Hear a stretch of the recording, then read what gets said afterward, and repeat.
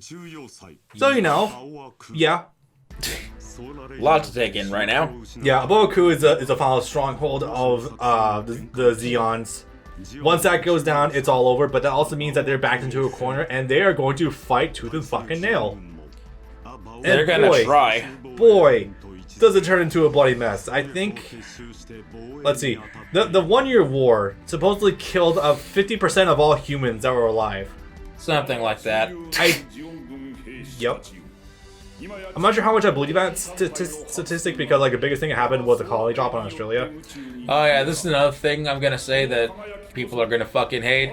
The 1 year war is over glorified and kind of boring, honestly. It's nowhere near as interesting as people make it out to be, and glorifying it in the past without actually improving on it does nothing for it. You can show us different angles in different areas, but they're not the part that matters. So having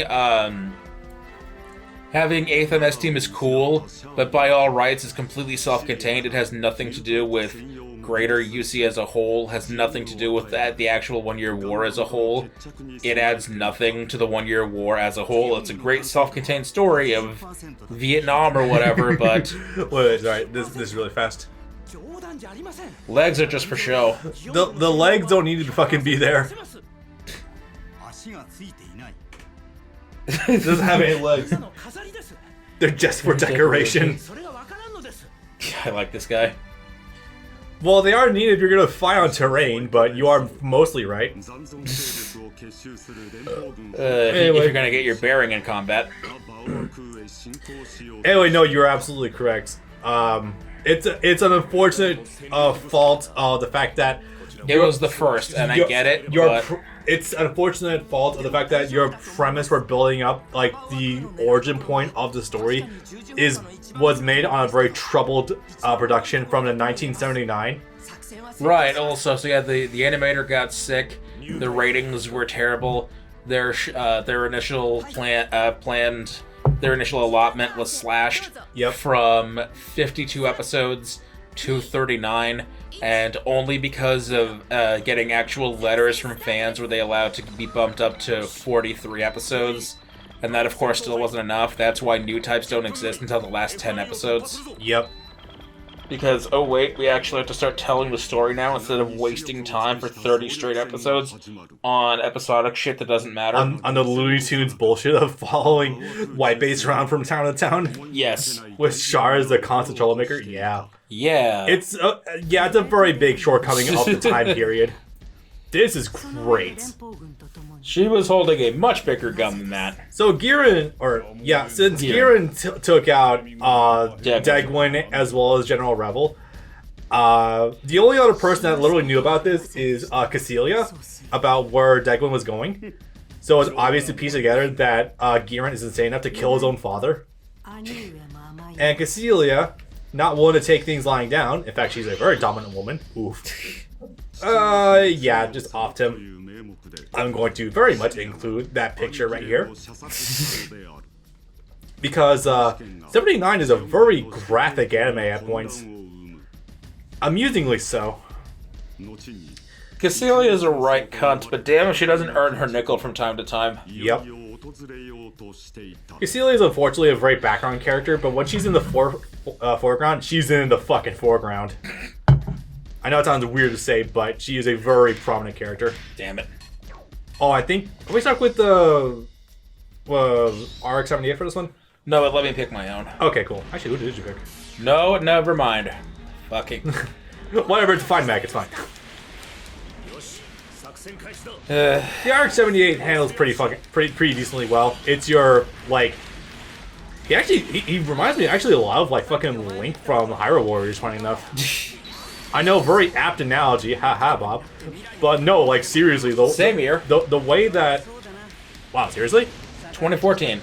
Hyrule Warriors came out in 2014? The first one, yes, on Wii U. The crappy one. Oh my god. Well, one of the crappy ones, anyways. Sorry, I always forget that. I always think 2015 or 16, not 2014. 2016 was when the 3DS version, the worst one, came out. Yep. That wasn't even the first time they tried to make a Musou game on the 3DS, and it wasn't the last either. What the hell else did they put out for Warriors games on the 3DS? Samurai Warriors Chronicles 1 was a launch title for the 3DS. Oh god. That was the first game to not have a dub because it was a 3DS game and it was Samurai Warriors and it was 2011. Yeah. Then there was the other attempt was Fire Emblem Warriors, which got a new 3DS exclusive launch. Yeah. That's... No. Huh. That's no is all I can say to that. I actually have seen that in action. It's a... no. Wait, didn't we know someone who got that? Like, we saw him play it physically? Yes. I swore to God it happened. Yes, it was James's girlfriend. She had that game and a new 2DS. Ooh. That was funny. Hey, I actually do your level 2. Have you done level 2 with the Arch Omniate yet? No. I remember being like... Yes, I did. Yeah, it's the Gundam hammer. I remember the hammer being used, and it's... I know, Gundam hammer, despite being obviously being a mace. Translations, I don't fucking know. Yeah, it's whatever. Also, I would like to point out that the weapon selection for the 78 by itself, it's simultaneously kind of goofy, but also super fucking effective. The Gundam hammer is somehow the most visually, like, unimpressive weapon you could see, but when Amuro uses it, it's like the most hype shit. Cause you know he's about to fucking decimate a mech or two. It's great. But no matter, like, yeah, no, like, he also has like the spear as well, or the halberd. I'm not sure what you want to label it as. That's also... I would probably call that a halberd, yeah. Yeah, it's so just fun. Like, there's just this primal fun of just watching it. And also, like, generally, there's a good track record that when Amuro uses it, something's about to die. I think it's probably like this old storytelling method of anime in the late 90s where when the special thing comes out, something's about to die. Like, very much like a marketing thing. Yes. Yeah. It's not shonen, because obviously this is well before shonen's like... Well, actually, no. I'm about to say something stupid, because shonen's always been a thing at this point, really. Shonen Jump existed since '68. They didn't exist in the... even in a relatively comparable sense since the 70s, when... Funny enough, 79 I think is when it started, Fist of the North Star. 79 was Fist of the North Star? That was when it started, I believe. Oh, fuck. I always thought that was early 80s. Wow. Holy crap. Oh, that's right. Okay. Oh, yeah. The most unimpressive character from fucking 79, right, Hayato. Right, because the gun tank got destroyed, but they had another gun cannon lying around. Yeah. Fuck the gun tank. Yeah. Gun cannon is so much better. But even that's not saying a lot. Okay, fun. Never mind. That's his level 2 is fucking amazing. But no, Hayato... And hysterical to look at. You spin me right round like a record baby round. That was an amazing moveset. Yeah, holy crap. But no, legitimately, Hayato is like the most unimpressive character of the original cast, in my opinion. He is a stone. He knows karate. And he knows judo. He knows judo. Yeah. And he's tiny. And that is the extent of his character. No, because that's what judo is. It's using your opponent's weight against them. Yeah. That's what... he also ends up fucking Frabo, I guess. That's what Annie does in Attack on Titan, because she's so small. Yeah. That's why she's able to throw Reiner clear over her shoulders. I always thought she was a kickboxer. She does both, but it's primarily judo throws. Okay, that's fine. The thing with bending the leg on the back or something. Yeah. But yeah, he fucks Frau. I don't know how that happened. I think it's because, like... Also, he adopted 3 children. The 3 children that were there. Because you always need to have annoying kids in 70s through 90s. Oh god, do you? That's a sick fucking move, though. Not gonna lie, it's kind of cool. And then one of them grew up to be Kotz. And then he stopped growing up. And that was a mistake. And then he stopped growing up. He should have been... I'm not sure if there's a joke to be had there. I don't know. I'm just thinking of funny ways that I would just say aborted or something. Well, it's a little... Oh, hey there. It's a little late for that. Your mom should have swallowed you. That's why I should have said. Yeah. Anyway, Johnny Ridden's back. Has no presence whatsoever in the original, but hey, fuck it, why not? That's because he's not from the original. He's from Mobile Suit Variations, which is not actually a series. It might be a manga, but it's primarily an alternative, and there's one for all of UC, alternative set of Gunpla with minor variations. That's a whole different suit for you to buy. What if he only appears in hard mode or something? That's kind of interesting. Yeah, I'm not looking too much into it. Anyway, but yeah, no. Unironically, Hayato is a much more interesting character in Zeta. Probably because he's not really on screen all much, but he's a dad, so it's automatically more interesting. And he's not actually doing the fighting himself, so he's not there to be boring. Yeah, really, yeah. I'll say there is a few good scenes of him in Double Zeta when they're down in Ireland, where first and foremost he has to come to terms with the fact, hearing months after the fact, he has to come to terms with the fact that his son died at like 14 years old. Oops.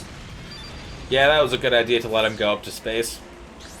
As long as my adopted son's alive, that's all I need. Okay. Your very low set bar is going to be very much not met by COTS because COTS. Okay, but what does Frau think about this? Because, you know, that's... Oh my god, I just remembered Frau shown like once in Zeta while she's pregnant, and that's it. Yes. When they're trying... When Kaz is trying to break Amuro out of his house arrest. Yeah. That house arrest was a funny setup. They're going to give me this fucking mansion, but I can never leave the mansion because I'm too powerful now, so I'm a threat to the Federation. You know, considering the Federation was being headed up by the Titans, more or less, for the military strength, I can definitely see that. Because the Titans are, A, militaristic, but B, also very dumb. Well, yeah, that's debatable. And they wouldn't have been able to realistically recruit Amuro because he would have found out what they were doing immediately. Yeah. I guess better to have him completely out of the picture so he doesn't become a war asset against them. Because there's no way... It's probably very unlikely that Amuro would have agreed to join the Titans. So that's probably why they kept him under house arrest. Get out of my face. Oh, your attack speed also goes up. Holy shit. All right. I'm using the designated suit. Yes. With the designated character. Probably should mention this a lot sooner. So with various characters in this game, they have suits that they get additional bonuses with if they're actually supposed to be in them. For example, the big one that I know of is like sticking Miliardo or a hero inside of the Flash system. Like the Flash system mechs, which allows them to actually speed up their movements, and it's kind of nuts. Amuro gets to slow down time inside of one of his mechs as well as, or not even just one of his mechs, but like a designated mech, as well as speed up his own attacks. So, you know, it kind of becomes a giant Zawarudo in a sort of sense. Or I guess a more accurate analogy would probably be Made in Heaven, probably. Something like that. Yeah. No, the opposite of that. Made in Heaven is making everything go faster. Except for you. Well, he also has infinite speed himself. That's why I went with that one. The point is, it's not King Crimson. Yes. King Crimson is when the frame rate shits itself in this game. Oh man, speaking of which... King Crimson is when the game auto-switches you without giving you any warning. Because you're suddenly all the way over here now. Side note, holy shit, we are probably going to be on the doorstep of Day of Animation doing Part 6 pretty soon. And boy, the anime-only people are going to be pissed. Yeah. To be fair, yeah. It's, I can shoot that, let me out. Oh, other way. You're giving me 5 minutes for this? Are you kidding me? Wait, is this the last mission? No, because we still have to fight Char. Oh, that would do No, it. I meant like the last level of 79. Yes. Okay, so yeah, you're gonna do the duel. Another reason why we're kind of also skimming over 79's story, on top of it not being kind of condensed to the story anyway. Hey, look, it's the room. Is that there's a lot of actual PS2 games that I'm hoping we can do at some point that covers the story better. That's going to require a lot of work, but we can try it. So my idea is that I don't really want to cover all... So, like, Encounters in Space, it's a very... Journey to Jaburo, Encounters in Space, and the other one. The first Zeonic one. Front. Like, they're good games, especially Encounters in Space, holy shit. But, like, there's no way you can really show all of the story bits, because that requires getting A ranks and everything, and I'm not about that Sonic Adventure 2 lifestyle. No thanks. Especially with how strict everything is. Holy fucking shit, no thank you. But they do cover the story a lot better. I'll show off snippets of like the side stuff in those games. those are just things I'm hoping we can cover at some point because of Gundam. There's also Dynasty Warriors Gundam 3, which has Amuro in it, which is luckily the CCA version. Where that version of Amuro is pretty good, so not too bad. Yes. It's not Earth's gravity from Zeta. That's Camille shtick. But Zeta Amuro is depressing just as well. Yeah, he's got like the best alpha, but he's the most depressing character. I think it's also his weakest look. I kind of like the leather jacket personally. Is it leather? It looks like it's leather. I mean, I imagine to me it kind of looked more like it was made out of felt or something. I mean, if it was felt, then no. But like, considering it's the '80s, where it's very much like the idea is like very like leather-clad men because of Mad Max, I imagine that would be the idea. I was gonna ask why the hell we were fighting out here, and then I realized, oh wait, we need to go through the cutscene when we fly back in. Oh, yeah, you're right. Oh shit, I didn't even consider that. He punches. Wait, the Zeon punched you? No, I punched it. I didn't realize that he ever dropped the gun. He actually, the RX-78 doesn't order. I mean, those are punches you were doing in the Muso. Like, he was stabbing him with the halberd. Oh. Yeah. Funny as that would be. There are some Gundams that just straight up punch. Yes. Not just the gun. Gun cannon is all over that shit, but yeah. So, everyone's dead. That tower in the background with it was circular with the lights on top of it feels way more 70s than that. Feels way more 70s than any other construction. Feels more like 60s, honestly. Like that's some fucking Jetson shit. Yeah, that. Yeah. That definitely feels of its time. You like, wouldn't see that in an actual futuristic setting. Like late 70s, you think that it looked outdated. 70s and 80s are a vastly different time period. It's nuts. Yes. Also, this is hilarious because you actually do take the Gundam to its absolute breaking point. I do like this though. Then he remote controls it to do that. Yeah. And it is iconic shit. Poof. This whole final scene, though, is actually kind of nice in like a weird sort of way. In Gundam 2 or Gundam 3, you can actually... Okay, then. I swear there's more. Yeah, there's a... Oh, because they don't want to actually have to animate the human models. Because they have to actually put a 3D human head on them. I'd swear that they do... Well, no, they always just show them in their masks whenever they render humans. It just looks pretty good, though. In 2 or 3, they actually recreate this scene with the Sasabi. Wow, it's redrawn. Yeah, with the Sasabi and the new Gundam. That's kind of funny, actually. And like that, the war was over. Because Char and Amuro were more or less the last actual fighting forces. Yeah. Yep. I wonder if we will actually fucking show her, because she has not been present whatsoever. No, I don't think we will. And also, the white base got... Go away. The white base got destroyed, and the only thing we have left is the core fighter. White base isn't a place, it's a people.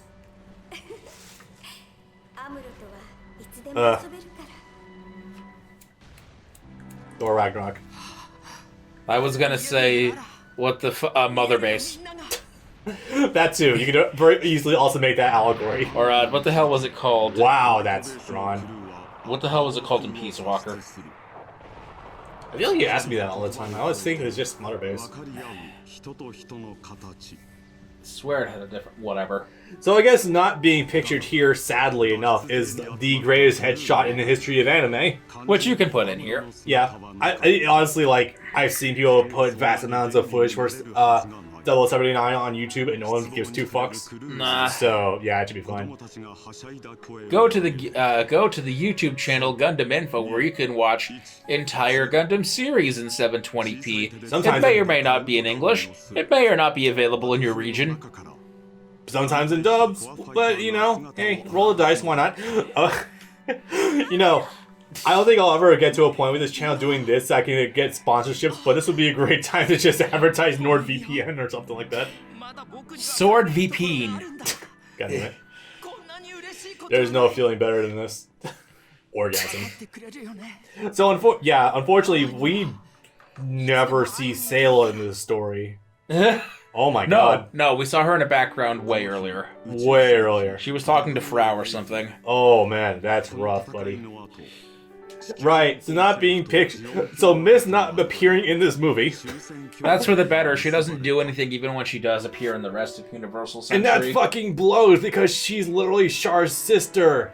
She has a non-speaking appearance in Zeta. She does have a speaking appearance in Double Zeta, but she makes that story infinitely worse when she appears, and she has nothing at all to do. It makes no appearance in Char's counterattack when her brother is trying to destroy the Earth. Or freeze it over.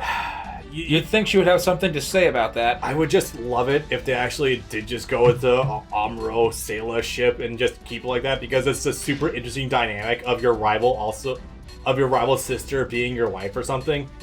Because that would be cool. That's a cool dynamic. That's a really cool dynamic. That's like... It's pretty much like, I still need to watch the game story, but... Sin Kisuke, pretty much just being adopted by Soul Bad Guy. Yeah. Because that's a cool fucking idea that you can run with. Oh my god, I have to give the show credit. Boruto being trained by Sasuke. Yeah. That is, from all I've seen so far, that is still one of the fucking coolest ideas that Boruto has produced, and I still love Boruto for actually making Sasuke a good character. Holy crap.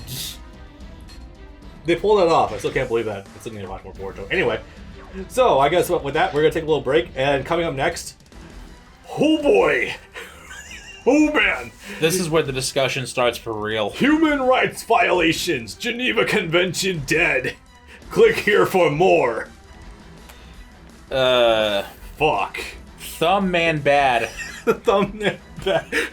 Hiding a cunt. And we get to reach more understanding. Man, Chirako tore that hymen a new one.